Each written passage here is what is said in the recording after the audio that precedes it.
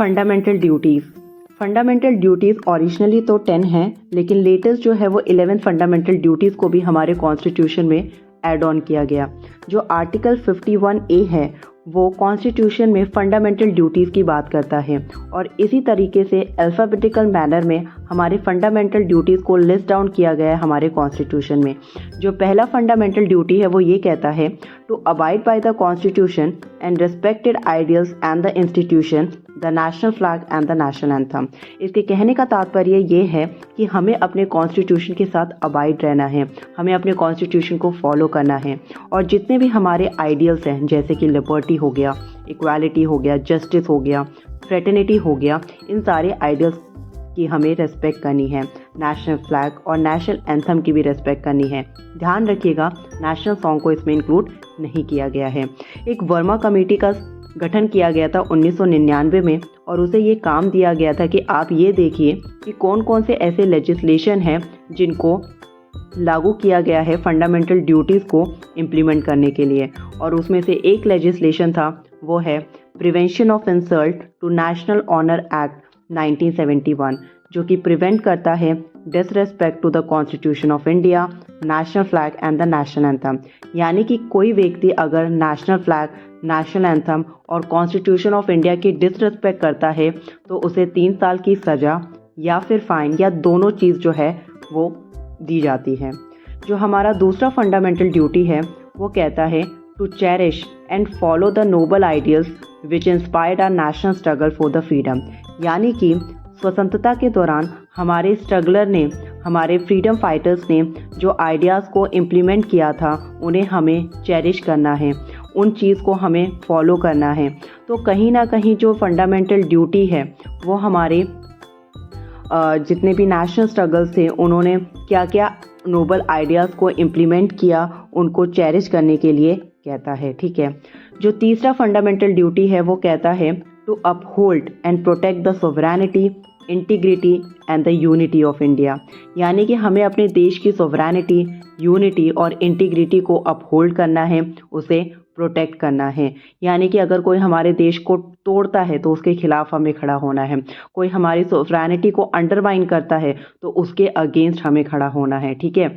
IPC ये कहता है कि जो नेशनल इंटीग्रेशन के अगेंस्ट में अगर कोई कुछ काम करता है तो वो एक पनिशेबल ऑफेंस माना जाएगा। ठीक है। और जो नेक्स्ट फंडामेंटल ड्यूटी है वो कहता है to defend the country and render national service when called upon to do so. यानी कि जब भी हमारे देश पर कोई आपदा आ जाए या हमारे देश में कोई वॉर हो जाए तो हमें अपने देश के लिए खड़े रहना है, अपनी सर्विसेज देने के लिए खड़े रहना है। और ये काफ़ी अंडरस्टूड है क्योंकि कभी भी कोई हमारे जो प्राइम मिनिस्टर है वो हमें ऐसे तो सर्विसेज के लिए बुलाएंगे नहीं। जब कोई बड़ी चीज़ या बड़ी वॉर हो जाए, खुदा ना खास्ता कभी हो, लेकिन अगर कभी वॉर हो भी जाए तो हमें अपनी कंट्री के लिए हमेशा तत्पर रहना है, हमेशा उनके लिए खड़े रहना है। और ये चीज़ हमें फंडामेंटल ड्यूटीज़ जो है ये सिटीजन्स को करने के लिए कहती है टू डिफेंड द कंट्री। हमें अपनी कंट्री को डिफेंड करना है और नेशनल सर्विस को रेंडर करने के लिए हमें हमेशा तैयार रहना है जब कभी भी हमारे देश पर कोई भी आपदा या फिर वॉर छिड़ जाए तो इस चीज़ के लिए भी हमें रेडी रखने के लिए ये जो फंडामेंटल ड्यूटीज़ है वो मेंशन की गई है। तो क्या कहा गया है to uphold and protect the sovereignty, unity and the integrity of India. यानी कि हमें अपनी कंट्री की सोवरेनिटी और यूनिटी और इंटीग्रिटी को बचा कर रखना है, उसे अपहोल्ड और प्रोटेक्ट करके रखना है। और जो दूसरा है वो कहता है कि हमें अपनी कंट्री के लिए हमेशा डिफेंसिव मोड पे रहना चाहिए। यानी कि जब भी कोई वॉर छिड़ जाए या आपदा आ जाए तो हमें अपनी नेशनल सर्विसेज को देने के लिए हमेशा तैयार रहना है। और इसी के लिए जो आईपीसी है वो डिक्लेयर करता है कि अगर हमारे नेशनल इंटीग्रेशन के अगेंस्ट कोई कुछ बोलता है या फिर कुछ ऐसी चीज़ें करता है जो हमारे नेशनल इंटीग्रेशन को हार्म करती है तो वो एक पनिशेबल ऑफेंस माना जाएगा और उन्हें कड़ी से कड़ी सज़ा जो है वो हमारे कॉन्स्टिट्यूशन में देने का प्रावधान भी दे रखा है। अब हम बात करते हैं नेक्स्ट फंडामेंटल ड्यूटीज़ की। तो आई होप आपको फंडामेंटल जो ड्यूटीज़ हैं A, B, C, D जो है वो आपको अच्छी तरह से समझ आई होंगी। नेक्स्ट जो है वो बात करता है to promote harmony and the spirit of the common brotherhood amongst all the people. ये एक बहुत ही इंपॉर्टेंट फंडामेंटल ड्यूटी है आज के दिनों के लिए, क्योंकि हमें हमें हमें अपना जो कॉमन ब्रदरहुड है, जो भाईचारा है, उसकी भावनाओं को जो मेंटेन करके रखना है। डिस्पाइट द फैक्ट हम कौन से रिलीजन से बिलोंग करते हैं, कौन सी भाषा बोलते हैं, या फिर कोई डिफरेंट सेक्शनल डाइवर्सिटी को हम बिलोंग करते हैं, लेकिन उसके अलावा हमें अपने कॉमन ब्रदरहुड भाईचारे को और एक हार्मनी, एक पीस को जो है वो मेंटेन करके रखना है। और दूसरी चीज़ पॉइंट जो है वो ई में ये कहा गया है to renounce the practices derogatory to the dignity of the women. यानी अगर कोई ऐसी प्रैक्टिसेस चल रही है जो हमारे महिलाओं की डिग्निटी को हार्म कर रही है, तो उन प्रैक्टिस के खिलाफ हमें आवाज़ उठानी है, उन्हें प्रोटेक्ट करना है। इसी के लिए एक लेजिस्लेशन भी बनाया गया है, that is unlawful activities prevention act 1967, जो कि जितने भी हमारे कम्युनल ऑर्गेनाइजेशन हैं उसको एक अनलॉफुल एसोसिएशन माना गया है।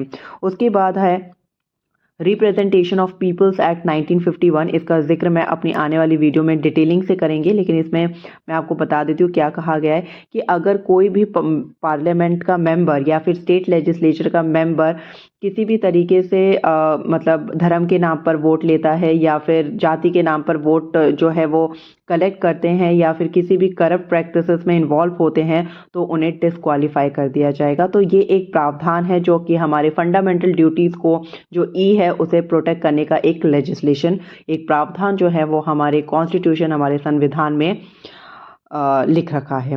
जो लास्ट नहीं बल्कि इस स्लाइड का जो लास्ट फंडामेंटल ड्यूटी है वो है to value and preserve the rich heritage of a composite culture. कहने का मतलब ये है कि हमारे कंट्री का जो भी कंपोजिट कल्चर है या फिर जितनी भी हमारी वे ऑफ लिविंग है, उन सारी चीज़ों को हमें वैल्यू करना है, उसे कंजर्व और प्रिजर्व करना है।